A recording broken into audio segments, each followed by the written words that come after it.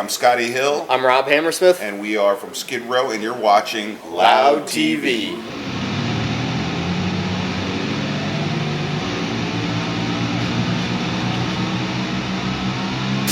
It's a good feeling. It's a good feeling to be able to show up all these years later and have people waiting for you, and they're excited about the show. We're excited about it. It's great to be back on tour after what everybody's been through. It feels pretty good.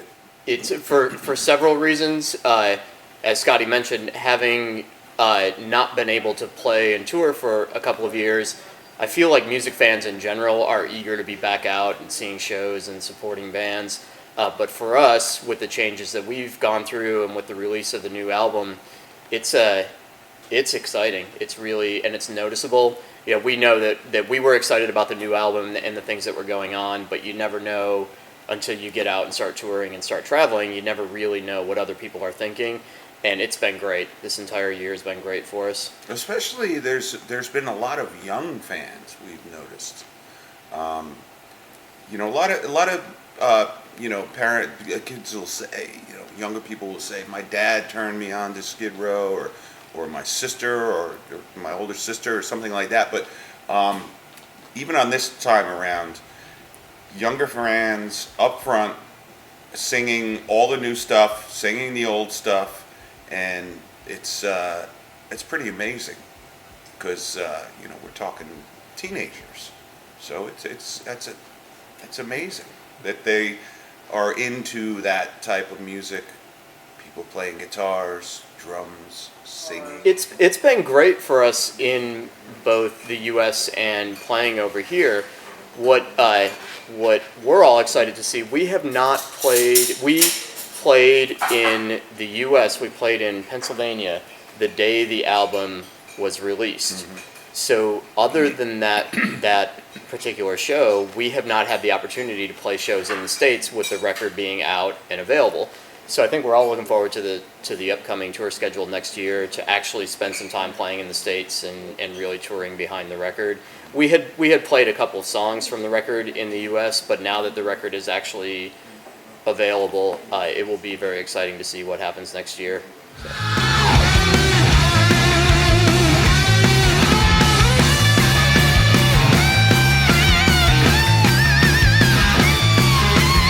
Not at the time. We had heard about it. Yeah, but, we were aware of him through some of the videos that he had on YouTube, and he had actually covered 18 in Life a handful of years ago, and that ties into his audition process with Swedish Idol. So we were aware of him, and then a few years back, I believe it was January 2019, the band that he was fronting at the time, Heat, supported Skid Row on a handful of dates in the UK and I believe in Europe as well. Mm-hmm. So we were aware of him, and when it came time to put a list of names together, he was, I don't know if he was he was definitely the first choice. I think he may have been the only name on the list. Yeah, he definitely got everybody's attention. And the interesting thing was when he toured with us, they would do their gig and then they would leave, or they would go out. They would just vacate the backstage area. So I don't know about you, but I never even met Erik when they were on tour with us. I think he and I said hello at one point, but that was the extent of the conversation. But every night we would be in the dressing room or in the venue warming up and getting ready, and we would hear them on stage, and we were impressed, to say the least. Yeah. It's like, I don't know what's going on out there. That guy is singing his ass off. Yeah. And then watching videos of him live with Heat was holy shit. Erik can sing anything, I think. I think you're right. I'm pretty sure he could. Well, I know he can sing anything that Skid Row's ever done. And I've yet to see something he can't sing. He's incredible talent. His singing is amazing. And he's equally a great performer.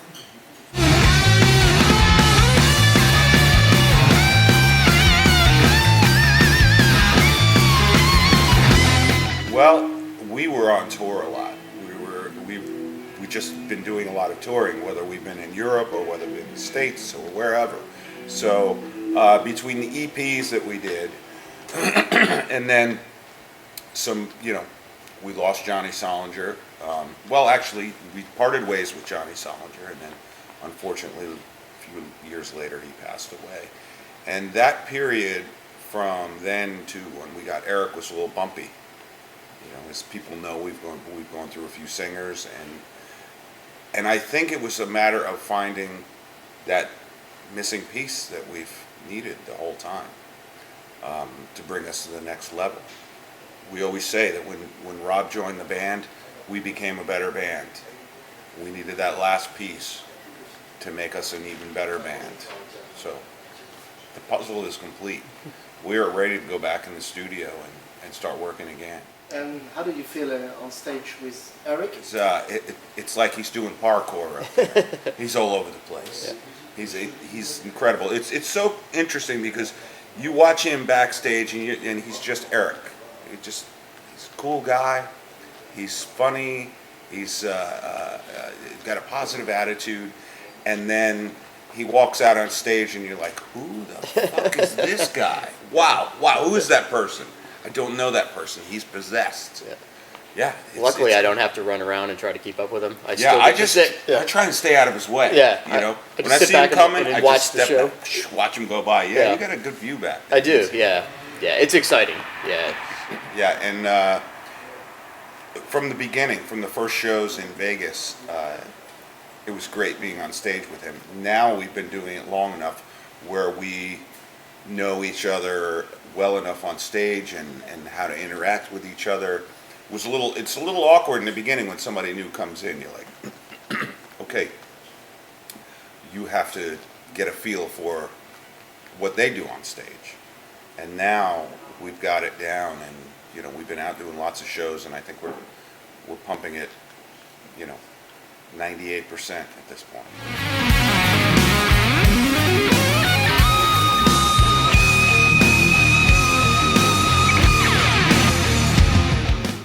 That was a lot of Nick Raskulenix, our producer.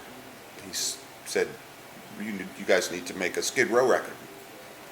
You sound like Skid Row. And for the band, it was like, well, what does that mean? Because we are Skid Row. What does that mean? And he just pulled it out of us. It was really, working with Nick was an amazing experience. It really was, yeah. And as Scotti said, he really pushed us to feel comfortable. There's a sound and there's an attitude and an energy with this particular band, like with most bands. And he was very, very much a cheerleader for us, doing what we do well and doing it confidently. And I think as artists, all artists, whether it's music, no matter what type of art it is, over the course of decades, if you're fortunate enough to be doing it that long, there's the desire to evolve, and I feel like it's important to evolve, but it's also important to stay true to what you do well and be confident in that. And he really seemed to be able to bring that out of us. He's a ball of energy, and he was inspiring, and he was the person that really just got everybody on the same page. And, it's like his excitement was rubbing off on us, because Nick is a fan. He was a fan of Skid Row. He likes that genre of music, and he gets excited when you're all in the room. So the environment at his studio is not that of most studios, where it's like clinical and sterile, and you know, everything has to be boom, boom, boom. He's just like, come on, let's go, let's fucking do this. Horns, fucking air drums, and his excited, it was infectious. Oh yeah, it gets right in the room. Like, we'll all stand in a circle and he'll be right there with us, and you know, he'll kind of direct it. He'll throw an idea out there and you'll play the idea, and he'll be like, okay, now try this. Before you're even done, he's got another idea to throw at you. Very fertile mind. Did you change a lot of things, or it was just one person? Changed a lot of things. Yeah. We did, throughout the course of making this particular album, every song was a little bit different. Some songs ended up being something completely different than when we started working on them. Some songs were recorded and re-recorded multiple times and demoed several times. So every song is a little bit different, but some of them were completely reworked. Others were minor changes. Yeah. But we spent a lot of time on each one for sure. Some of them stripped down to the bone, just Right. completely stripped down, put back together. And in one case, he even sent us to a rehearsal studio and said, go in there and come out with 2 more songs. And we did, and it was really fun because we've never really worked like that before. We got in the room and then wrote songs as a band So you wrote 2 songs in studio. in a rehearsal studio. Yeah. Right. Yep. Yeah, kind of late in the game too, towards the end of the process. He just wanted to see what we could come up with. I think Erik recorded on the site, right? Yeah. Yeah. In He recorded. Sweden or- He recorded from Sweden. Ah. Yep. Yeah, the majority of the album, I believe, 8 songs in Sweden and then 2 songs in Las Las Vegas. Vegas. Yeah. Yeah. Yep. So he and Nick, to my knowledge, just recently were actually in the same room together to meet in person, which is kind of crazy to think about. Throughout this entire process, the 2 had never met in person. They worked remotely, and with all the things that are available with technology and file sharing and all these things that they were able to do, it wasn't until recently. I think the record was actually already. I know it was done. It may have actually been released as well before they were actually in the Yeah. in the same room at the same time. Very interesting circumstances through the whole thing. And it was like throwing puzzle pieces in the air and everything lands in the right spot. It's like, wow. How the fuck does that happen?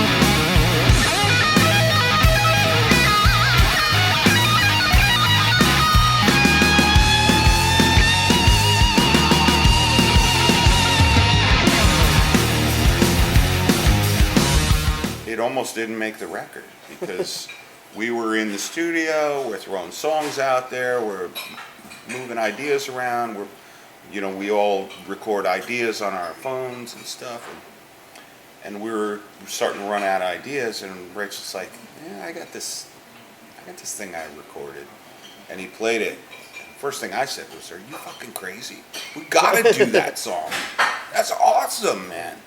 That riff is huge. Yeah, and it turned out great. Yeah, it's a good song. Yeah.